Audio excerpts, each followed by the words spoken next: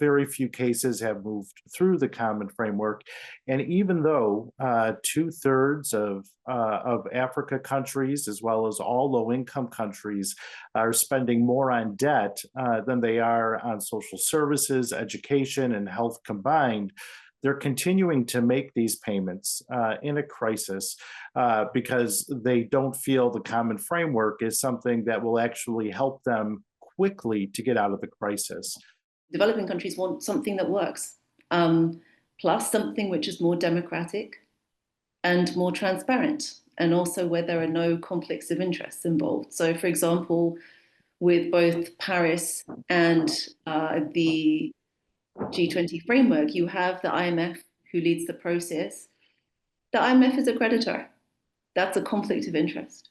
The Global Sovereign Debt Roundtable is discussing in non-inclusive manner rules, voluntary rules for debt restructuring.